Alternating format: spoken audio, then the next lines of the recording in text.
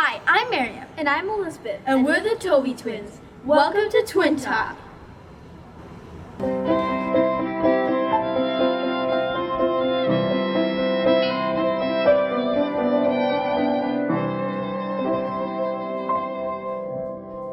Today we are proud to interview Valerie Kondos Field, known as Miss Val. She is also a best-selling author of her book, Life Short, Don't Wait to Dance. Miss Val, Yes. we like to start by asking a very important question. What is your favorite type of ice cream? That is a massively important question. My favorite type of ice cream would be German chocolate cake. It's fabulous. Chocolate ice cream. With coconut and some caramel, and That sounds good. it's really good. I like double fudge brownie. Oh, I love double fudge brownie. I like that too. I can have two. You grew up in California, right? I did. Northern California. Northern California. I grew up in a place called Shingle Springs. I know. I've never heard of it. I know. It's out in a very small little town. I went to a high school called Ponderosa where people actually rode their horses. Some people rode their horses to school. I love horses. I love horses too. They're so pretty and nice. Yes. And soft to touch. Do you love horses as much as ice cream? I like horses more. Oh, you do? Oh, that's very nice. You played sports when you were a kid, right? I did not play organized sport. I grew up dancing ballet. So I'd go to school, then I go to ballet class, and then usually rehearsal after that. So But you never did gymnastics, did you? I never did gymnastics. You're trained as a dancer. I was trained as a dancer. I really do like to watch people dance though, because it's really pretty and nice how they can like twirl through the stage and it's like you're like as light as a willow, graceful and everything. The cool part about dance is that it's really hard, and the really good dancers make it look easy. So that's part of the challenge, is to do something really, really hard and make it look easy. I don't know if I ever accomplished that. I think I always looked hard. It always looked hard. That's okay. I loved it though. That's good. Thank you. Yes. Did you know in 1882 at the YWCA in Boston, the first athletic games were held for women? No, I did not know that. Do you think it's harder for women to be in coaching positions? You mean instead of being a man? No. And one reason why is I think in order to be a good coach, you have to be empathetic, and that means you've got to be able to feel what your student athletes are feeling sometimes, even though they may not tell you what they're feeling. And not that women are better at that, but I think women have been given permission over the years to be more compassionate with athletes than men are. And so I think women could coach, and we need to really step up our game in athletics and have more women coaches coaching men's sports. That needs to be the next step. Did you ever experience discrimination? Oh, that being a woman? That's a great question. I did not experience discrimination. However, my first interview, when I was asked to be the head coach, they said to me, the interviewer was a man, and he said, "How does it feel to be a female head coach?" And I wasn't honestly trying to be a smart aleck, and I responded to him. I said, "I've never been a man. I don't know the difference." And he kind of took it that I was being a smart aleck, but I really wasn't. And he was blonde. And so I said to him, "You asking me how it feels for me to be a female head coach is like me asking you, how does it feel to be a blonde reporter?" And he said, "Okay, I get it. It doesn't matter." I said, "Right. Next question, please." What is the most important thing to be a successful coach? Wow. I would say to make sure that every decision that I make, I have to make sure that it's the best thing for the student athletes to help them be the best that they can be, and make sure that whatever I'm asking them to do doesn't come from my ego. It doesn't come from me having this big ego and asking them to do things so they make me look good. The hardest thing about being a coach is putting your ego aside and making sure that everything that you have the student athletes do is for their own good, regardless of how it makes you look as a coach. What is the most surprising thing you've learned from being a coach? You guys are asking me questions I've never been asked before. This is so cool. The most surprising thing that I learned from being a coach is that if you're going to ask people to do certain things that are going to make them great and make them champions, that you have to do the same thing. I can't ask them to do things that I wouldn't do. Like, I'm a firm believer that if we're supposed to meet at 10 o'clock and you show up at 10 o'clock, you're late. When you're early, that means you're on time. So when we have a team meeting and our student athletes show up right on the hour, they're late. So I can't show up the hour either. So everything I ask them to do, except for the gymnastics part of it, I need to live that and model that behavior for the student athletes. There's not two separate rules. What if they arrived 1 minute early? Yeah, early, 1 minute early, they're barely on time. Because you know what? You want to show up. You want to be able to get your seat. You want to be able to put your water bottle. You want to get settled because the meeting is important. And so you want to be able to be present instead of showing up 1 minute before. And then as the meeting's starting, you're putting your phone away, you're getting your water out, you're not settled. You're not listening to the first few minutes of the team meeting then. So 10 minutes before we kind of keep it better. 10 minutes before is great. I can do with 5 minutes before. 10 minutes is ideal. And this is for anything. For anything in life.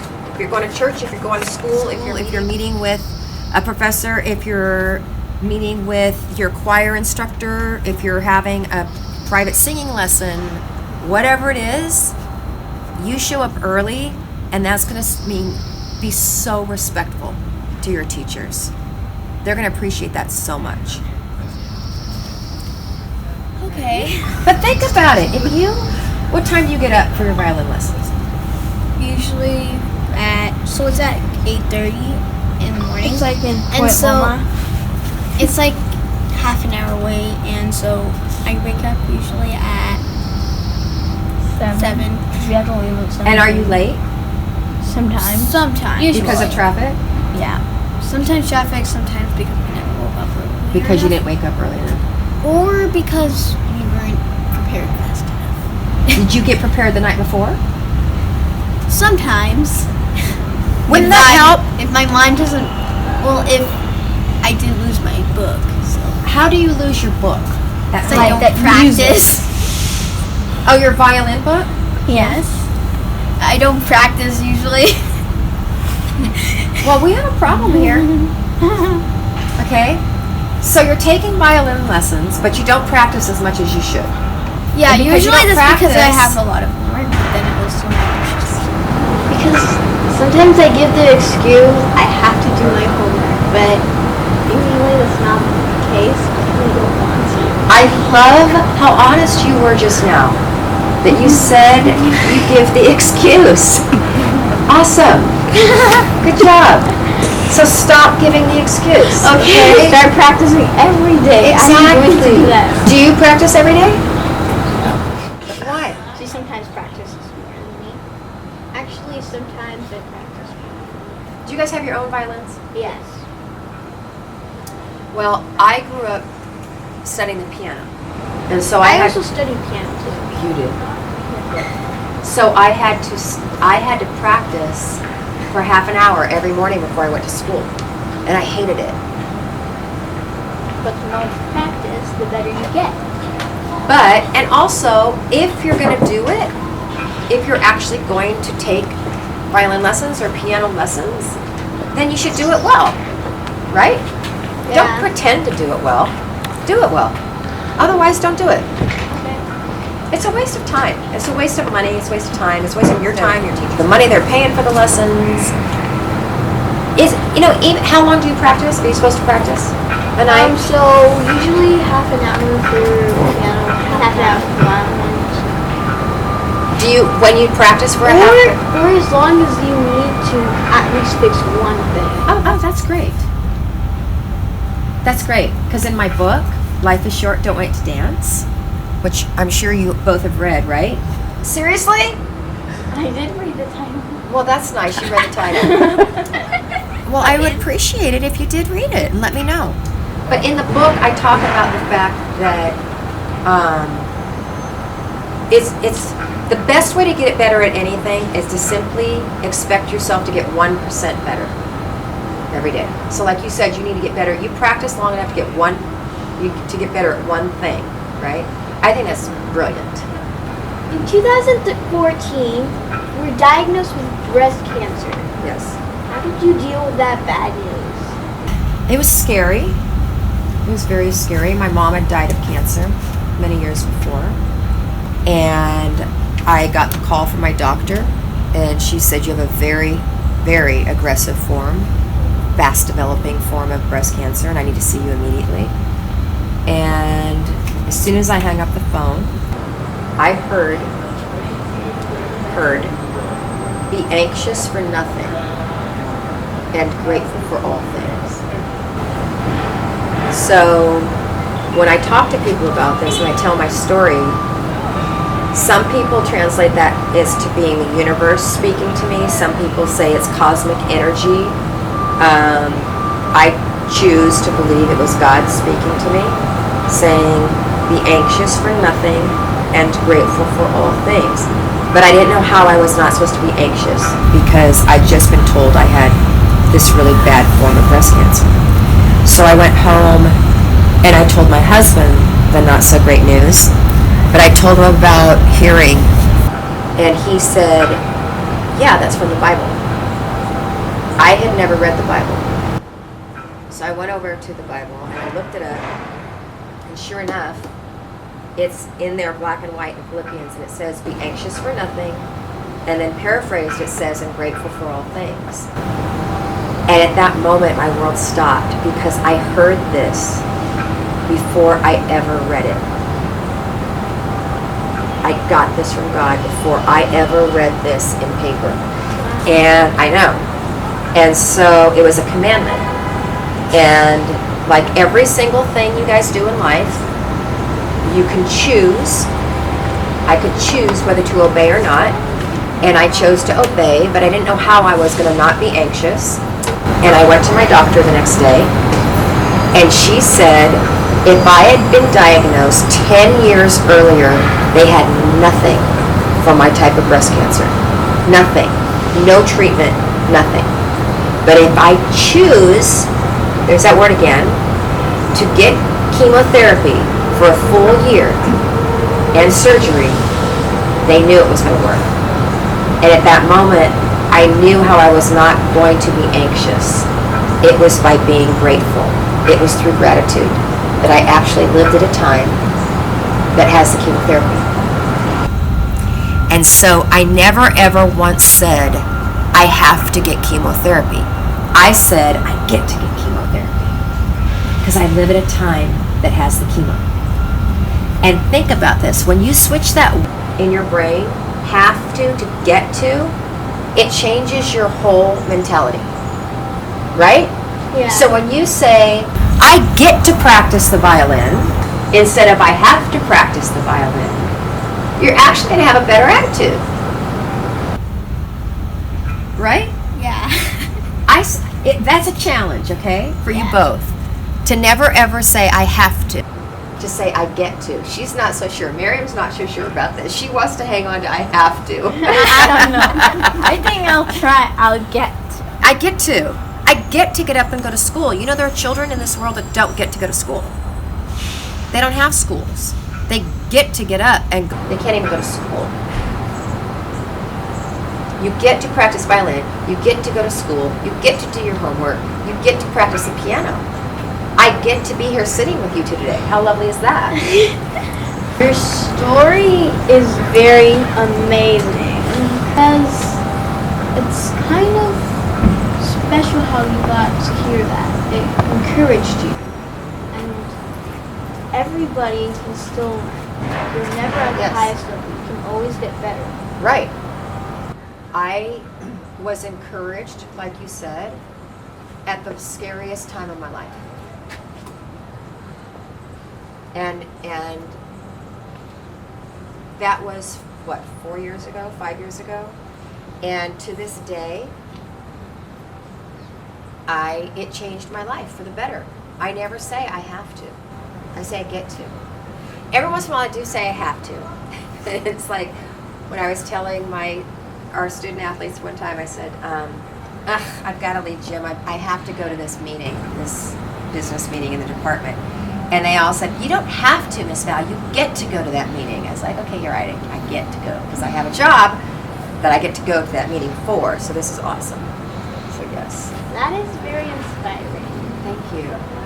Appreciate it. In writing your wonderful book, Life is Short, Don't Need to Dance, what did you hope to achieve?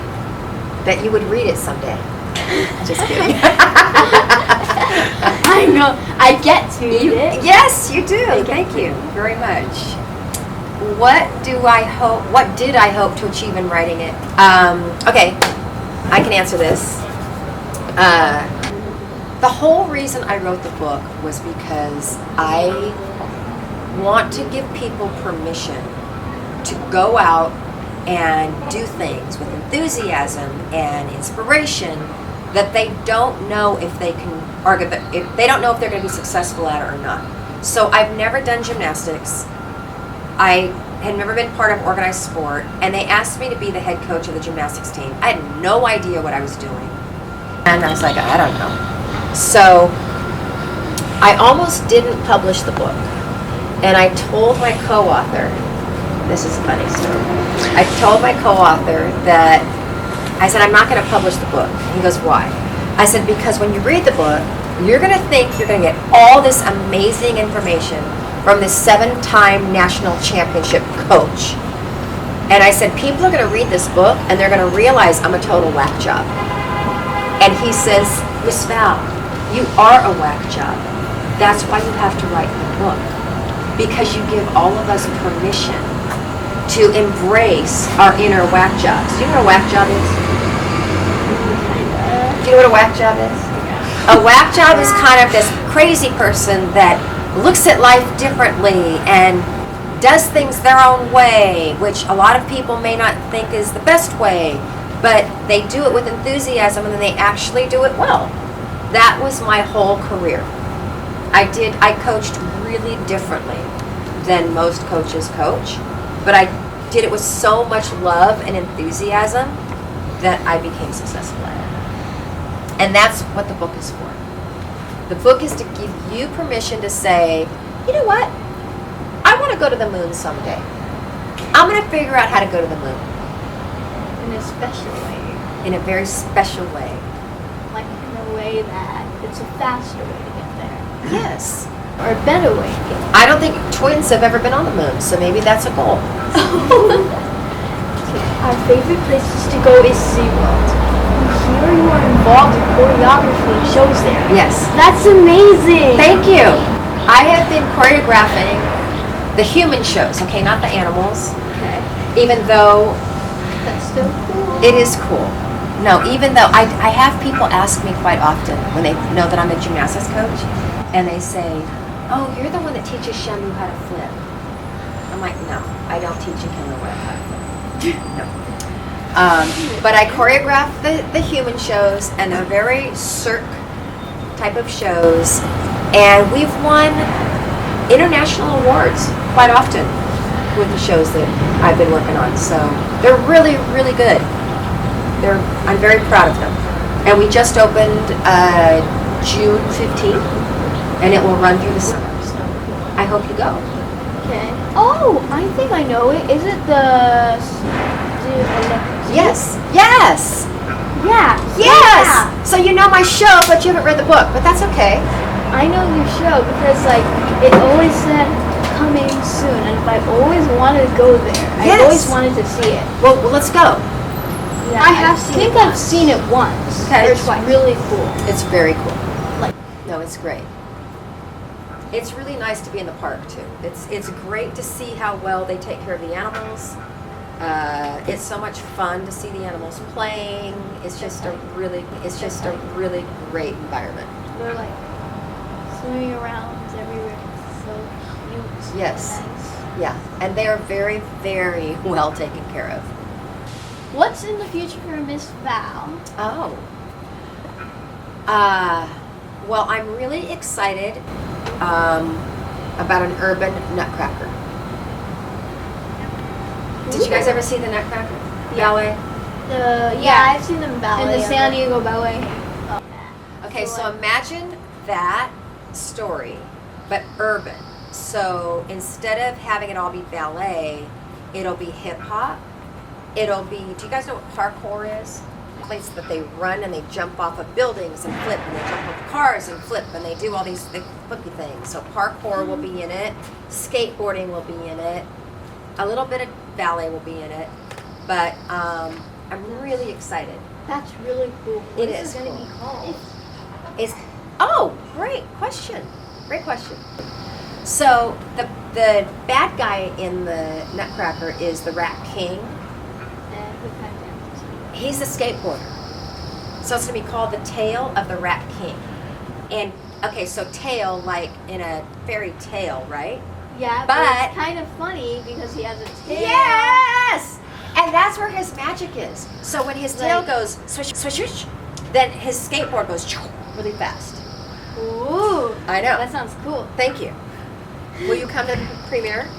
Maybe you'll be in it. Maybe we'll do a little audition. You'll have a part in it. Maybe you'll play your lens. Maybe. If you practice enough. Or maybe my old sister might. She's Oh, really maybe. good. Okay. We would love that. Oh, I would love it too. This would be so much fun. If you found a magic genie bottle and you could have one wish, what would it be? It would be that there would be no more human suffering in the world. That people would be kind to each other and loving. And there would be no more suffering of anybody, children, adults, anyone. It's like that. Fixing it, like Yeah. saying what? Wouldn't it be great if all children had parents? Yeah. See, if I was queen of the universe, I've often said this, I would let people have one biological child, and then if you wanted more, you have to adopt. Because there's so many children that don't have families. But I'm not queen of the universe, so that's not happening. Wow. Yeah, that would probably be easier if I could do that. Anyway, what kind of diet do you expect your students to have? Diet? Like, what do you expect? I expect them to eat clean.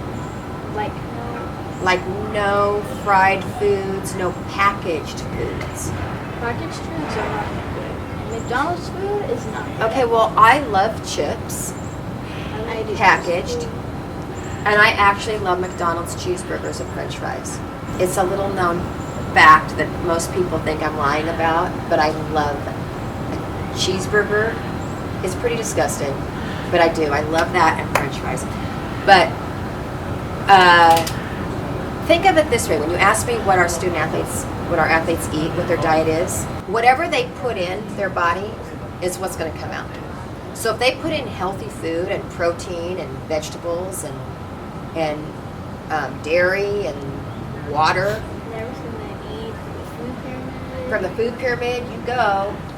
That all that good stuff is going to come out in their athletics and them being stronger, more focused. If they put junk in, junk's going to come out.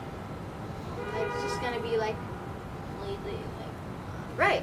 Your muscles are not going to have anything to work from. They're going to go, well, you fed me junk, so I'm going to give you junk. So, you do this, you won't have to. big muscles. Yes. Yes, when I do this, I want to have super big muscles. Yes. Like in like the films, you know how like sometimes they're really like Popeye. Pop-up. Yeah. It's like pop-up. Miss Val. Yes. Any final words for our generation? Oh my gosh. Any final words for your generation? Yes, a lot of final words for your generation. I would love for all parents and coaches to encourage this generation to personally define what success looks like for you, and not to compare you to anybody else, ever. And I say that because, I'm really good at a lot of things, but math and science I'm not good at. So when I grew up, those classes were really hard for me. And I'll never forget coming home and I got a D in physics. And my brother literally is a rocket scientist. He builds rockets. So math and science come very easily for him. He used to get A's all the time. And I came home and I told my parents I got a D in physics. But they had seen how hard I had been studying and how much effort I put into it. And my mom said, awesome. She says, great job. You earned that D. You need to be proud of it. You passed the class. Now let's move on to something else. And it was so cool that she didn't say, well, your brother got an A. It was so, I will always remember that. And so whenever I speak and work with children, people your age, it's like, I just want, even though you're twins, have you guys tested your fingerprints? Yeah, once in math. Yeah? We have twins on the team here at UCLA Gymnastics. Really? They have 9 fingerprints that are identical, and that one fingerprint is different. And that's what makes them unique. Actually, I think my thumb is different from her thumb, or is my pointer finger. Yeah, one of them. Yeah. Well, my fingers are the same, but like my pointer finger is circle, Yes. and then hers is like a loop. Yes. Yeah. So even when you guys grow up, even when you're going through your day, whatever, you're individuals. Like there's never been another Mariam and there's never been another Elizabeth. Ever. In the history of man. Like how many billions of people have walked Earth? There's never been another one of you. There's never been another one of you. There's never, but there might have been somebody that's named the same name. They are the Doesn't names. mean doesn't mean they're the same person. No. And you know what? There never will be another. So you're pretty special. And you're pretty special. And you're pretty special too. Thank you. Miss Val, Yes. we really appreciate your time. Thank you. I appreciate you coming up here. This has been great. Let's go meet at SeaWorld next, okay? Okay. Let's go see the show, okay? Pinky swear. Okay. Bring it in. Maybe. Pinky swear, bring it in. Bring it in. Now we gotta blow life into it. Here we go. Gotta blow life into it. Here we go. Okay. You just pinky swore. Okay. Okay. And then so. Ta-da! Ta-da! I'm Mariam. And I'm Elizabeth. And we're the Tovey Twins. See you next time on Twin Talk! 6. Nice. Very nice. Very nice. 8. Very nice. Good. 4. Push down. 5. Good. 6. There you go. 7. Good. Wait, can I take a picture of this, Taylor? Okay, we need to talk over here. 2 things. What he said, what got us here in the first place, doing it for your team, and second of all, no, we're not guaranteed anything. So we need to go out and leave it all on the floor and have fun for our team. Team over self, which you started in September. Family over self. Caitlin is not doing all around. Stop that rumor now.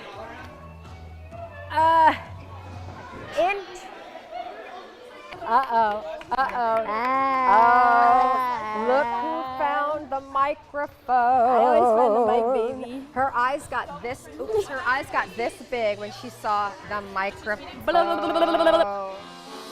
Get it, Lucka! Party hat and all.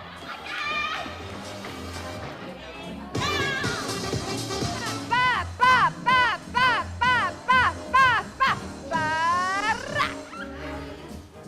Get it, Kate!